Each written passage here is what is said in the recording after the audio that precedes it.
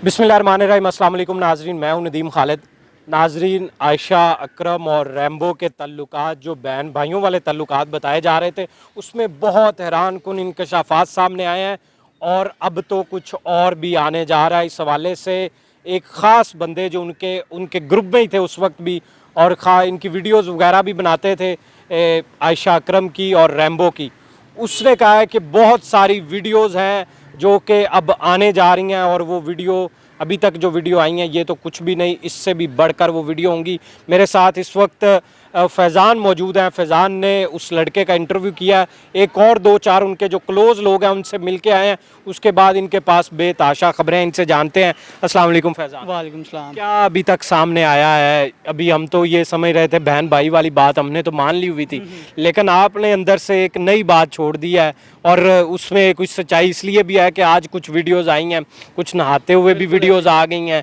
अब ये सारा क्या सिलसिला और कितनी वीडियोस है, और क्या ये बहन भाइयों वाले ताल्लुक की हकीकत क्या है? अच्छा, असल में जब वो आयशा ने पहली दफ़ा कहा था ना कि रैम्बो मेरा छोटा भाई है, तो तब भी लोगों ने कहा था कि यार देख के लगता नहीं है, क्योंकि तब तक तो वो इनका वो टिकटॉक जो गोद में उठा के बनाया हुआ वो तो सबके सामने ही था। तो तब भी सब लोग कह रहे थे कि यार कोई भी भाई जो है वो अपनी बहन को गोद में उठा के टिकटॉक नहीं बनाता। तो मीनवाइल उसी दौरान जब मैंने उनके एक करीबी दोस्त जिनका इंटरव्यू पड़ा भी हुआ है यूट्यूब पर, इरफान लोधी साहब जो टिकटॉकर भी हैं, मॉडल भी है, स्टार भी है, तो उसने मुझे बताया कि भाई खुदा का वास्ता है बहन भाइयों के जो रिश्ता है उस मुकद्दस रिश्ते को ख़राब ना करें, बल्कि सच्चाई बताएं कि आप दोनों का अगर पेयर है तो मान लें, इसमें झूठ बोलने वाली कौन सी बात है। लेकिन इसके बावजूद रैम्बो जो है वो उसके बाद भी कहता रहा कि जी वो मेरी बड़ी बहन थी, फाइनेंशियली तौर पे मुझे सपोर्ट करती थी, लेकिन इस बात में कोई हकीकत नहीं थी। ये तो हमें पहले वाली वीडियोस देख के भी लग रहा। लेकिन वो इसको जो सा वो साबित वो जिसकी तस्दीक होती है ना, वो इरफान लोधी ने कर दी, जो इनका साथी टिकटॉकर था बहुत करीबी, और उसकी कुछ ऐसी वीडियोस थी जो उनके साथ टिकटॉक बना रहे हैं। मतलब आपने देखा होगा टिकटॉकर्स अक्सर एक ग्रुप बना के ना जाते हैं, तो इरफान भी उसी का एक पार्ट था जिसने ये सारी बातें बताई। और जो इंकशाफात हैं, जो अंदर की कहानी है कि इनके दरमियान में क्या रिश्ता था, अब ऑन कैमरा इरफान ने बातें तो नहीं की, वो आपको पता उसकी मजबूरी थी, तो लेकिन ऑफ द रिकॉर्ड उसने बहुत सी बातें उसने बताई। और कुछ आपको पता है कि टिकटॉकर्स के साथ ना एवरी टाइम एक लड़का होता है जो मोबाइल पकड़ के वीडियोज़ इनकी बना रहा होता है एवरी हैपनिंग के। तो उसने ना बड़ी बातें बताई कि भाईजान आप क्या बात करते हैं, हम तो आपको जो बातें बताएंगे वो आप हैरान रह जाएंगे कि ये दोनों लिविंग रिलेशनशिप में रह रहे थे। ठीक है, लिविंग रिलेशनशिप में रह रहे थे, कोई तकरीबन से 6-7 माह से कुछ इनका दरमियान ये रिश्ता चल रहा था। और लिविंग रिलेशनशिप मींस के ये जो रिश्ता एक मियाँ बीवी के दरमियान में होता है वही रिश्ता इन दोनों के दरमियान में था। और रैम्बो आपको पता है टिकटॉकर था शुरू से, पहले से, आयशा से पहले वो रैम्बो मेन टिकटॉकर था। और उसने बताया कि रैम्बो जो है ना वो एक मेन आदि मुजरिम अगर मैं कहूँ ना तो वो ज़्यादा मुनासिब होगा, क्योंकि उसकी वारदात ये होती थी कि वो किसी भी लड़की को ऐसे को पकड़ता था जिसको शौक़ होता था फेम का, उसको अपने टिकटॉक वीडियोज़ में मिला के उसके फॉलोअर्स बढ़ा देता था, अपने भी बढ़ जाते थे। और कुछ इसके लिंक से मीडिया में भी, जिस तरह वो सरेआम की टीम का भी बंदा आपको पता है वो पता चल रहा है, तो ये कुछ लोगों के साथ, इस तरह के लोगों के साथ अटैच करवा देता था जो मीडिया के लोग हो, प्रोडक्शन के लोग हों, कोई ड्रामा दिलवा देता था। अब इसी तरह आयशा को भी इसने एक ड्रामा भी दिलवाया है जिसमें वो इरफान लोधी के साथ काम भी कर रही है, उसकी भी स्टिल्स आई हैं। इश्क एक पारस पत्थर नाम है उसका, वसी शाह का ड्रामा है वो। तो उसमें इरफान ने भी बताया कि वो मेरे साथ काम भी कर रही है ड्रामे में ना, तो उसमें एक तस्वीर भी है जिसमें वो स्क्रिप्ट पढ़ रही है उस ड्रामे का।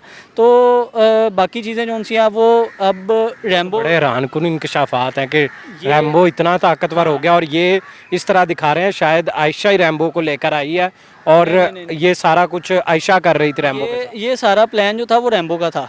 ठीक है, रैम्बो बेसिकली उसको उसने साथ अटैच किया हुआ था। उस लड़के का कहना था कि आयशा से पहले भी कई लड़कियां वो इस तरह अटैच कर चुका है, लेकिन आयशा का इशू इसलिए कुछ हाईलाइट हुआ है क्योंकि रैम्बो वो कहते हैं ना कि आप जितना मर्जी इधर उधर कर लें, कुछ कोई ना कोई एक आदि होती है जिसको आप पसंद कर लेते हैं। तो रैम्बो भी मीनवाइल जो है ना वो आयशा को पसंद करने लग गया था, लेकिन अब चाहे फेम के लिए हो, आयशा उसको एज अ पार्टनर तो एक्सेप्ट नहीं करने वाली थी रैम्बो की जो पर्सनैलिटी थी।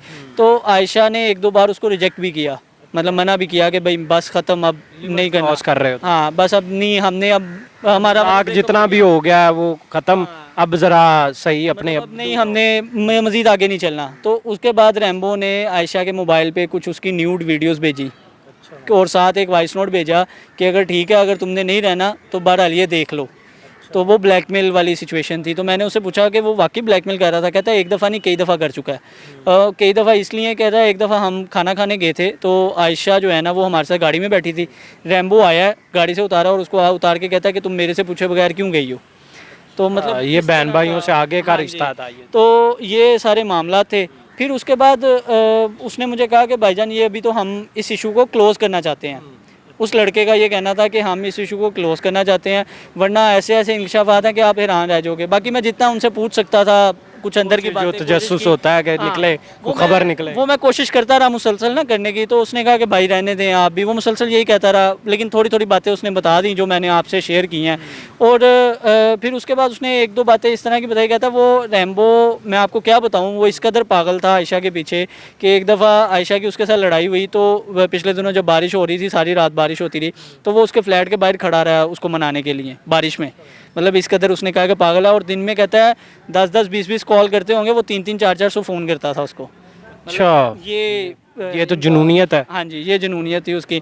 फिर उसके बाद आपको पता है जब बंदे का जुनून का लेवल इस कदर होना और आगे से लड़की उसको रिजेक्ट करती रहे, तो फिर लड़का वो एंटी चला जाता है कि अब इससे बदला लेना है। तो उसने बताया कि उसने कहा कि ये सारा रैम्बो ने प्लान किया था। अगर प्लान ना किया होता तो कहता वहाँ पर इनके ग्रुप में 2 लड़कियाँ भी थी, उनके साथ क्यों नहीं हुई जाती। अच्छा, 2 लड़कियां और भी थी, वो सामने नहीं आई। लड़के का कहना ये था कि इनके ग्रुप में 2 लड़कियां भी गई हुई थी, वो क्यों नहीं अभी तक सामने आई। वो इसने लहदा ही कर दी थी ये पहले। अब नहीं पता, मैंने आयशा को बुलाने के बहाना हाँ, बनाया। बिल्कुल ऐसे ही। अब बल्कि वो कहता है कि जब उन लड़कियों को निकाला गया, आयशा को भी निकाल दिया था। अच्छा, ये दोबारा बार बार उसको खुद बुलाता था कि आओ सेल्फियाँ लो, फेम लो। क्योंकि ये वीडियोस तो हमने भी देखी है ना कि जब भगदड़ मची है बिल्कुल स्टार्ट में, तो कुछ लोग वीडियोस बना रहे हैं बजाय इसके आयशा को बचाने के।